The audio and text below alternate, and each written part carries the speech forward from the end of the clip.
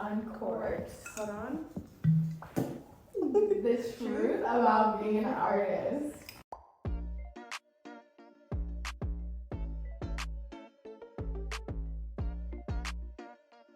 And today we are interviewing Taliyah, also known as The Pink Publicist. Let's go. Round of applause. Taliyah is a hot, sexy, fire, extremely talented young publicist. and up and coming. Exactly. Her clients, thanks to Taliyah, have been featured in Vogue, Forbes, Interview Mag, and Paper Mag.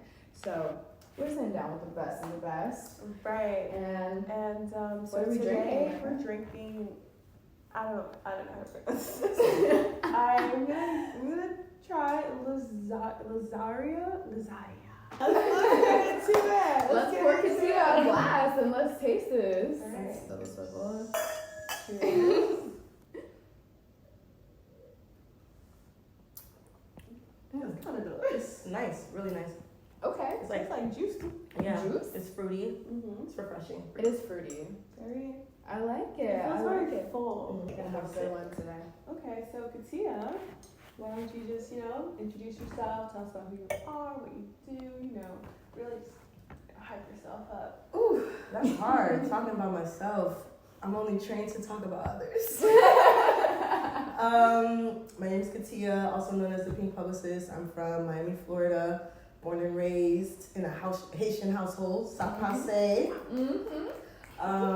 I am a publicist. I got my master's degree from NYU, went to undergrad at Florida State, and have worked in the corporate world, the agency world. I've worked for myself as a freelancer, just been around, just been outside. Around town.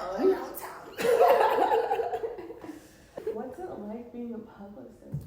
Ooh, I think there's just this conception of like being a publicist is super fun. You get to go to all these events and get to work with all these really cool clients, but it's a lot of work in the background, like lots of emailing, administrative work. And I think the best thing about PR is the fact that like you have to constantly learn like new ways to communicate a message, social media, the digital world, the tech world, metaverse, whatever the case may be, because it's just always something to learn. Different industries, I think that's what's my favorite part. Like I could do PR for music, I can do PR for fashion, I can do PR for anything, as long as I'm applying that like concrete skill set. So would you say like your particular art or your creativity is communication? Strategic communication for sure, because I'm like auditing clients and businesses by like reviewing what they already have. I'm doing a lot of research, and then I'm applying, what's going on culturally in pop culture or whatever politically, and trying to create the best strategies to make sure that you're articulating your message well to your audience. Did you always know that you wanted to be a publicist, or is this something you stumbled upon? Like, what has your journey been like to becoming a publicist? So I've always been a creative. Like I went to all the magnet art schools in Miami, Florida. I went to New World School of the Arts. I danced ballet and modern for a very long time, about like 6 to 9 years. I would say professionally. And then I had scoliosis surgery, and I was like, okay, I can't be a professional dancer. But I love the arts so much. Like I just was always just a part of it. And so I was just like, what can I do that relates to the skill sets that I already have? Like I already love to read, like I love to write. How can I use those skills to, amplify other artists, since I felt like I couldn't be one at the time or be a dancer at the time. And then I was about to graduate undergrad, and I'm like, oh my God, what am I gonna do? I don't wanna go back home. I'm gonna find a job or find another program. So I just started doing research. And NYU had a really great program in public relations and corporate communications. and I felt like it just really sounded like me when I read the description, and it was related to law. So I was like, okay. I just want to say, like, can we talk about your hair? Let's get into the hair. Like, I mean, like, you brand yourself as the pink publicist. So how much would you say that your hair has been a part of your creative expression, and like, how has that helped you create like your brand and like your brand image and like, you know, the part of yourself that you showcase to the world? I'm very organized, but I'm also creative at the same time. And I think that I didn't see a lot of creative people look like me. There weren't a lot of Black women in corporate spaces. And I knew that through society and things that were going on in the media where people were discriminating against people who were Black and would come in with different hairstyles like locks or different piercings and tattoos. And I thought that discrimination needed to be like unlearned. And so it's like me being revolutionary and letting people know that like you can show up who you are, like as who you are, and that doesn't mean that you can't do the skill set, right? It's just like separating like how you express yourself and being who you are as a human being versus like I'm a human being who expresses myself like this, but I can still do the job, right? And it shouldn't matter what I look like, what my sexual orientation is, how I choose to represent myself. Like I deserve to be in this corporate space. So for me, it's just challenging these corporations that claim like, we love all people. Okay, if you really do, then you shouldn't feel any type of way hiring someone who clearly has a master's degree, has the internships, like has the experience, but chooses to have pink hair. Like what's the big deal? My next question is kind of like, what has it been like for you to be in all of these like corporate white dominated spaces, but knowing deep down that you're creative and the work that you're doing is creative? And I want to add on that and say like, how has that experience challenged your creativity and how you express it? So I feel like my first job was right after, like I was very fortunate. So I was walking across the stage when I was graduating from NYU, and like 3 hours before I got a call that I was hired at my first corporate job. Then I showed up in these spaces and I didn't see people that looked like me, and I would be experiencing microaggressions, right? Where my boss would always comment on my hair and comment on like how I was dressing and what I was doing. Although it was professional, it was still myself, and I didn't know at the time that was considered microaggression. So it was just like, okay, I need this job because I live in New York City and it's quite expensive to live here, but I don't think this is the space that I want to be in, but I know that I can learn so much and bring this back to my community. So that's what kind of kept me there and what leaves me in these corporate spaces, because I feel like I get to learn their inner workings, what's going on in the background, and kind of like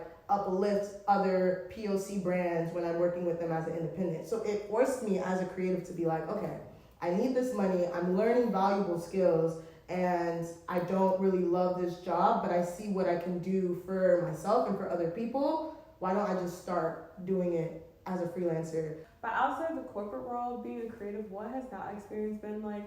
Especially because I think that like a lot of people don't understand how much power publicists hold. It's like you can be an artist, you can have amazing art, you can be doing something no one has ever seen before, but if your story's not being told and amplified, then it doesn't matter. You'll find people who straight up be like, I don't need press, and it's like, okay, cool. I think there's I'm sorry. I'm like, okay, cool. because of social media, right? So it's like, oh, I'm amplifying this through social media and da-da-da. So funny story, I'll have people who come to me and be like, I want to get verified. Like, I have all these followers, I have all these people, like, how do I get verified? And I'm like, press. Yeah. Like, to be valid in the world, even through Instagram, when you try to apply for that little check mark that gives you your validation that you're an artist and you're someone that matters in the world or whatever it means to you, like, for Instagram to validate that, you need at least 10 feature articles, meaning 10 journalists chose to write your story in a way that is true to you. You need mentions in these stories. You need to be you need to be Googleable, right? You need to be able to go on Google, type in your name, and not just look at Google, but click the tab that says news. If nothing pops up, then you're not as popping as you think. Maybe you're popping in your community, Maybe you're popping locally. Maybe you're popping in a way that your followers who already knew you and are friends with you and will support you always, they're gonna know your work. But don't expect to go to Miami, Florida from New York and be like, I'm this, and think that you're gonna get that same treatment in New York. Like, it's a different place and no one knows you. I think it's really cool that you put so much of your own creativity into amplifying other artists, especially amplifying other Black artists. Right. And I think that's so important because like something that we've been talking about through this season and through other interviews is like the fact that us as Black people need to be amplifying other Black artists and uplifting them and putting our own creative energy and resources into like bringing up our own community. So what do you think is an unseen part of being creative? I think it's glamorized, right? We see it in the entertainment industry, we see it everywhere, so it's like people think like being a creative is being famous, and it's not. Right? And so, it's not. I think being a creative is sometimes being poor. I think being a creative is sometimes like having so many ideas that you don't even know which one you want to express. I think that's really hard, trying to like articulate an idea to the world, and I think that's unseen, like the ideation part of being a creative, like the process of creating your own art and your own just your own thing that doesn't exist, and everything already is inspired by something else, but it takes time. Yes. Is there a myth about being a creative that you just want to bust right now? Like, just... I'm gonna look at the camera for this one. All creatives do not need to start a business. Let me drink that. You don't need to start a business just because you're a creative person. Listen, if you have something that you want to become a business, that's amazing. But if you don't have a business mind, or a model, or someone on your team to be the business person, I don't think you should start a business. Like, it's just a lot of work. I think artists should focus on their art. If you're a musician, your job should be focused on making music, and you should build a team to help you deal with all the other stuff that you want to do. Exactly. But that's where community comes in, right? Where like these are the conversations that we're having. Like, community comes in when you want to scale your idea or you want to scale your vision, right? Like, you can't do the job of a publicist if you're not a publicist and your creativity is not communication, right?